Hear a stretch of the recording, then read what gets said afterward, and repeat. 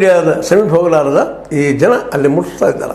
ಹೀಗಾಗಿ ಇವತ್ತು ಮೋದಿಯವರು ಮತ್ತಷ್ಟು ಈಗಾಗಲೇ ಈಗ ಆದಂತಹ 381ರಲ್ಲೇ 150 ಬಂದರೆ ಅದೇ ಬಹಳ ಅಂತನ್ನುವಂಥ ಪರಿಸ್ಥಿತಿ ವಿರೋಧ ಪಕ್ಷಗಳದ್ದು, ಜೊತೆಗೆ ಭಾಳಷ್ಟು ಜನ ವರದಿಗಾರರ ಅಭಿಪ್ರಾಯ ಆಗಿದೆ. ಆದರೆ ಇವತ್ತು ನಮ್ಮ ಶಾ ಅವರು ಮೋದಿಯವರ ಬಲಗೈ ಬಂಟರು ಹೇಳ್ತಾರೆ, ಇಲ್ಲ ನಾವು ಈಗಾಗಲೇ ಗೆದ್ದಾಗಿದೆ, 270 ಗೆದ್ದಿದ್ವಿ, ನಾವು ಇನ್ನೇನಿದ್ರು ಬೋನಸ್ ನಮಗೆ ಬರುವಂಥದ್ದು, ನಾವು ಸರ್ಕಾರ ರಚನೆ ಮಾಡಲಿಕ್ಕೆ ಹೊರಟಿದ್ದೀವಿ ಜೂನ್ 4ಕ್ಕೆ ಅಂತ ಹೇಳ್ತಾ ಇದ್ದಾರೆ. ಅದು ಎಷ್ಟು ಮಟ್ಟಿಗೆ ಸತ್ಯ ಸುಳ್ಳ ಅನ್ನೋದನ್ನು ಜೂನ್ 4ಕ್ಕೆ ನಾವು ಗುರ್ತಾ ಹಿಡಿಯುವಂಥದ್ದಾಗಿದೆ. ಆದರೂ ವಾಸ್ತವಗಳನ್ನು, ವರದಿಗಳನ್ನು, ಇನ್ನಿತರ ವಿಚಾರಗಳನ್ನು, ಚರ್ಚೆಗಳನ್ನು ನೆಲೆಗಟ್ಟಿನಲ್ಲಿ ನಾವು ಇವತ್ತು ಯೋಚನೆ ಮಾಡಿದರೆ ಇವತ್ತು ಈ ಆದಂಥ 381 ಕ್ಷೇತ್ರಗಳಲ್ಲಿ ವಿಶೇಷವಾಗಿ ಏನಪ್ಪ ಅಂತಂದ್ರೆ ಬಹಳ ಮಾಡಿ ನೀವು 150 ಸೀಟ್ ಗೆಲ್ಲಬಹುದು ಅಂತೇಳಿ, ಇದಕ್ಕಿಂತ ಕಡಿಮೆ ಆಗೋದಿನ ಇದಕ್ಕಿಂತ ಹೆಚ್ಚಾಗಲಿಕ್ಕಿಲ್ಲ ಅನ್ನೋ ಅಭಿಪ್ರಾಯ ಬರ್ತಾ ಇದೆ. ಮತ್ತು ಈಗ ನಿಮ್ಗೆ ಹೇಳಿದ್ದಾರೆ ನಿಮಗೆ ಮಾತುಗಳನ್ನು, ಮತ್ತು ಮೋದಿಜಿಯವರ ಮಾತುಗಳನ್ನು ಮಹಾರಾಷ್ಟ್ರದಲ್ಲಿ ಕೇಳುವಂಥ ಸ್ಥಿತಿಯಲ್ಲಿಲ್ಲ ಜನ. ಹೇಳ್ತಿರ್ಬೋದು ಅವರು, ಇಲ್ಲ ಅದು ನಕಲಿ ಶಿವಸೇನಾ, ಅಸಲಿ ಅದಲ್ಲ, ಅಸಲಿ ಶಿಂದೆ ಅವ್ರದ್ದು, ಫಡ್ನವೀಸ್ ಅವ್ರದ್ದು ಅಂತ ಹೇಳ್ತಾ ಇರ್ಬೋದು. ಇದು ಹಿಂದುತ್ವ ಇಟ್ಕೊಂಡು ಹೊಂಟದ, ಹಿಂದುತ್ವದಲ್ಲಿ ಅದ ಅಂತೇಳಿ. ಆದ್ರೆ ಒಂದು ಮಾತು ನಾವು ಇಲ್ಲಿ ನೆನಪಿಟ್ಕೋಬೇಕು. ಒಂದು ಸಪೋಸ್ ಏನಾದರೂ ಇವತ್ತು ನಮ್ಮ ಏನಪ್ಪ ಠಾಕ್ರೆ ಅವರು ಇದ್ದಿದ್ರೆ, ಬಾಳಾ ಸಾಹೇಬ್ ಠಾಕ್ರೆ ಅವರು ಇದ್ದರೆ, ಇವತ್ತು ಉದ್ಧವ್ ಠಾಕ್ರೆ ಅವರು ಡಿಸಿಷನ್ ತೆಗೆದುಕೊಳ್ತಾ ಇದ್ದೀರಾ ಅಂತ ಪ್ರಶ್ನೆ ಮಾಡಿದಾಗ ಒಂದು ಮಾತನ್ನು ಇಲ್ಲಿ ನೆನಪಿಸ್ಬೇಕಾಗ್ತದೆ.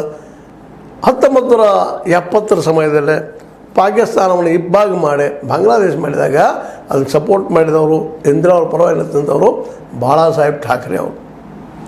ಅದೇ ಕಾಲಕ್ಕೆ ಇಲ್ಲಿ ಮರಾಠಿ ಮಾನುಸ್ ಅನ್ನುವಂಥ ಒಂದು ದೊಡ್ಡ ಮೂಮೆಂಟ್ ಮಾಡಿಕೊಂಡು ತಮ್ಮ ಶಿವಸೇನೆಯನ್ನು ಬೆಳೆಸಿಕೊಂಡು ಬೇರೆ ಬೇರೆ ಉತ್ತರ ಭಾರತದ ಜನರನ್ನು ಸಹಿತ ಹೊರಗಿಟ್ಟು, ದಕ್ಷಿಣ ಭಾರತ ಅನೇಕರನ್ನು ಹೊರಗೆ, ಮದ್ರಾಸಿಗಳನ್ನು ಕರೆದು ಹೊರಗಿಟ್ಟು ಕೇವಲ ಮರಾಠಿಗಳಿಗೆ ಉದ್ಯೋಗ ಬೇಕಂತ ಮೂಮೆಂಟ್ ಶುರು ಮಾಡಿದವರು. ನಂತರದಲ್ಲೇ ಇಂದಿರಾ ಅವರ ಸಪೋರ್ಟ್ ಮಾಡಿದ್ದು, ಜೊತೆಗೆ ಕಾಲಾಂತರದಲ್ಲಿ ಬದಲಾವಣೆ ಆಗ್ತಾ ಬಂದಿದ್ದು, ಮುಂದೆ BJP ಬಂದಾಗ ಅದ್ರ ಜೊತೆ ಹೊಂದಾಣಿಕೆ ಮಾಡ್ಕೊಂಡಿದ್ದು. ಇವತ್ತಲ್ಲಿ BJP ಮತ್ತು ಶಾ ಅವರ ಮೋದಿಯವರ ಒಂದು ವರ್ತನೆ ನೋಡಿದರೆ ಮೋಸ್ಟ್ಲಿ ಅವ್ರು ಬದಲಾಗ್ತಿದ್ರು ಏನೋ. ಯಾಕೆಂದರೆ ಸಮಯ ಎನ್ನುವಂಥದ್ದು ಭಾಳ ಮಹತ್ವದ, ಮನುಷ್ಯನ ಬದಲು ಮಾಡ್ತಾ ಇರ್ತದೆ. ಇವತ್ತು ನೋಡ್ರಿ ಉದ್ಧವ್ ಠಾಕ್ರೆ ಅವರು ಹಿಂದುತ್ವ ಅವರು ಇದ್ದರೂ ಸಹಿತ, ಜೊತೆಗೆ ಇವತ್ತು ಏನಪ್ಪ ಅಂತಂದ್ರೆ ಅನಿವಾರ್ಯವಾಗಿ ತಮಗೆ ಅಧಿಕಾರ ಕೊಡಲಿಲ್ಲ ಅನ್ನೋ ಮೇನ್ ಕಾರಣ. ಆ ಮತ್ತು ಬೇರೆ ಮುಖ್ಯಮಂತ್ರಿ ಮಾಡಿದ್ರೆ ಅವರು ಹೊರಗೆ ಬರ್ತಾ ಇರಲಿಲ್ಲ, ಅವರು BJP ಜೊತೆ ಹೋಗ್ತಾ ಇದ್ರೇನೋ. ಬಟ್ ಇದಲ್ರಿ ಯಾವುದಾದ್ರು ಈ ಒಂದು ಭಾವನೆಯಿಂದ ಸ್ವಾರ್ಥ ಅನ್ರಿ ಮತ್ತೇನು ಅನ್ರಿ, ಆ ಕಾರಣಕ್ಕಾಗಿ ಹೊರಗೆ ಬಂದಿದ್ದಾರೆ.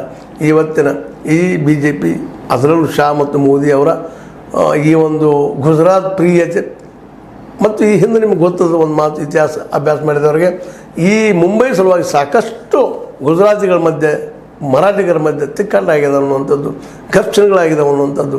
ಆ ಸಂದರ್ಭದಲ್ಲಿ ಠಾಕ್ರೆ ಅವರು ಈ ಮರಾಠಿ ಮಾನಸರ ಪರವಾಗಿ ನಿಂತಿದ್ದು ನಾವು ನೆನಪಿಸ್ಕೊಂಡಾಗ, ಇವತ್ತು ಅದಾನಿ ಅಂಬಾನಿ ಅಂತವರಿಗೆ ಅನೇಕ ಸ್ಕೀಮ್ಗಳನ್ನು, ಯೋಜನೆಗಳನ್ನು ಗುಜರಾತಿಗೆ ಒಯ್ದು ನೋಡಿದರೆ ಠಾಕ್ರೆ ಅವರು ಬದಲಾಗ್ತಿದ್ರು ಏನೋ. ಒಟ್ಟಿನಲ್ಲ ಕಾಲಾಯ ತಸ್ಮೇ ನಮಃ, ಕಾಲಕ್ಕೆ ತಕ್ಕಂಗೆಲ್ಲ ಬದಲಾವಣೆ ಆಗೇ ಆಗ್ತಿರ್ತಾವೆ. ಹಾಗೆ ಇವತ್ತು ಆಗ್ಯದ. ಇದು ವಾಸ್ತವದ ವರದಿ ನಾನು ತಿಳ್ಕೊಂಡಿದ್ದೀನಿ, ನಮಗೆ ಬಂದಂಥ ವರದಿಗಳು. ಯಾಕಂದರೆ ಗೋಧಿ ಮೀಡಿಯಾ ನೋಡುವವರಿಗೆ ಇದು ವಾಸ್ತವ ಅನಿಸೋದಿಲ್ಲ, ಅದು ಅವ್ರಿಗೆ ಅದು ವಾಸ್ತವ ಅನ್ನಿಸ್ತದೆ. ಅದರ ನಿಜವಾದ ವಾಸ್ತವ ಇದೆ. ಅವರು ಕೆಲವೊಂದು ಸೆಕೆಂಡ್ ಹೈಡ್ ಮಾಡೋದ್ರಿಂದಾಗೆ ಅನೇಕ ಒಂದಿಷ್ಟು ತಪ್ಪು ವರದಿಗಳು, ತಪ್ಪು ನಿರ್ಣಯಗಳು ಬರೋ ಸಾಧ್ಯತೆಗಳಿದ್ದಾವೆ. ಅದರಲ್ಲಿ ಇವತ್ತು ಠಾಕ್ರೆ ಮತ್ತು ನಮ್ಮ